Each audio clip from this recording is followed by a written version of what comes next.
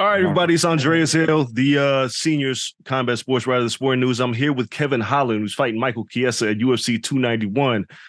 Kevin, the first thing I want to ask you, man, I want to go back. I'm looking at you requesting to fight Jack Magdalena and keeping this fight. And this fight is, the main event of UFC 291 is for the BMF title. But is Kevin Holland really the real BMF in the UFC? Because you fight anyone, anytime. Yeah, bro. Actually, you know what? I was trying to be mild mannered today, so I left my ring at the house. But I got a whole BMF ring, and then I got my mechanics. They're literally BMF shops since the '90s. So you know what I mean? Yeah, I've been a BMF, and I've been dealing with the BMF shop since they announced the BMF belt. So yeah, it is what it is. You know, their belts bring more followers, and everybody knows what's up. So let's talk about this fight with Chiesa. I mean, Chiesa said recently, like, your biggest attribute is your heart. Like, Kevin Holland comes to fight. Like, everybody knows that. Like, he's got a strong punch. He's great at striking, but it's his heart. What is it about? Do you agree with that assessment from Chiesa that, dude, if Kevin Holland shows up, he's going to be game, you're going to be in for a fight? You know what, man? Like, I appreciate the comment. You know what I mean? Like my pops always say, you know what I mean? Holland, we put the H in heart. You know what I mean? So, sounds good, but I got a lot of other attributes too, and he soon shall find out. I want to ask you, does the UFC is the UFC in debt to you forever for what you did to save a card? Like, is it at a point now where the UFC, you could tell the UFC, look, man, I want to fight for the BMF title. I want to do this. Like, do you feel like they owe you something still? Because you gave them a lot by saving that card. Yeah, they did me well too. So at the end of the day, it was a business deal. You know, business is business. Got you. Were you serious about fighting Jack Magdalena and then fighting Chiesa at this card? Yeah, I was dead serious. You know what I mean? I got all kind of screenshots of the DMs and stuff, but the boy just wouldn't respond. So, people always say like, there was no way it could have happened. But when two fighters agree on something and the fans jump in on it, things can happen. One fighter agreed, another fighter never did. The fans hopped in on it. But like I said, two fighters have to agree and the fans have to hop on it. And that's a special recipe right there for something nice. And me personally, I think it would have been something nice. Maybe I'd have been a little banged up and bruised up today, but I still would have been game to beat Chiesa. You know what I mean? It's like you could be banged up and bruised up and still go do grappling, but you can't be banged up and bruised up and go do a long striking warfare. One's a striking warfare, which was before the grappling match. So I could have did the striking warfare, then I could have did the grappling match. It's almost like a training session. You strike and grapple, and you go strike a little bit more. It's like part of the process. What makes you wired like that, man? We hear plenty of fighters say, man, I need a full training camp for a fight, and they won't take a fight if they don't get 8 weeks. You've never really cared about that kind of stuff. Why? I trust my black belts, whether they prove to be great or prove to be wrong sometimes. I always trust my black belts.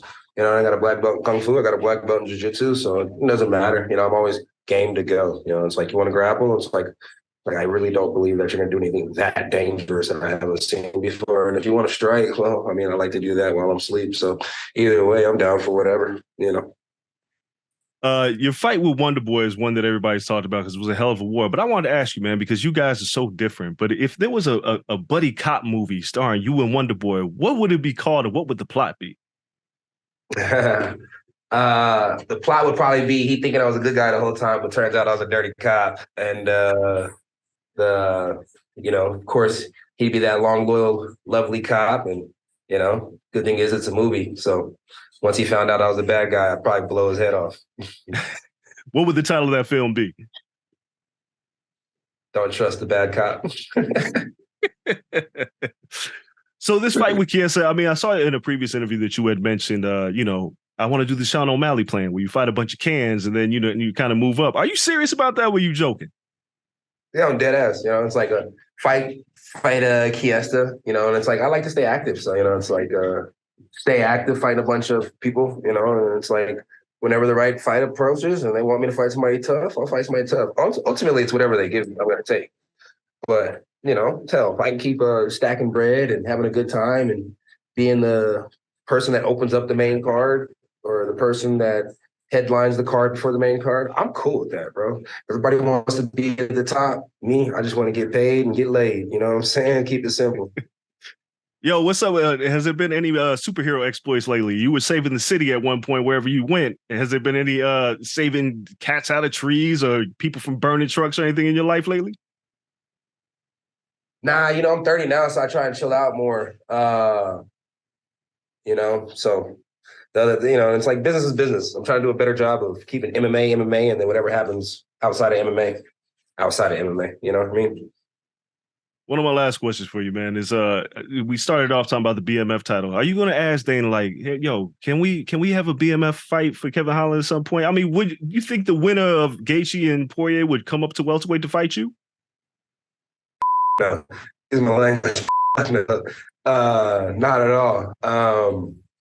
Like me personally, like I said, I got the ring. You know what I mean? The ring's it's at the room right now. You know what I mean? And the ring's nice. It's real nice. I remember back in the day, Dana had an interview where he was talking about boxing was kind of washed because all the belts they had and stuff like that.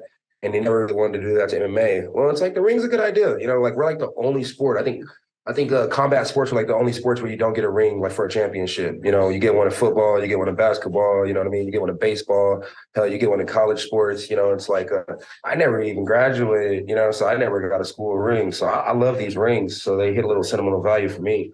So I think, you don't want to wash down the belt. I think bad mother people should be like, it should be like an elite group. You know what I mean? You should have like elite 7. And if you're a bad mother, you got to be down to go to 2 weight classes. So if those guys aren't down to fight people at 70, they got to be down to fight people at 45. You get what I'm saying?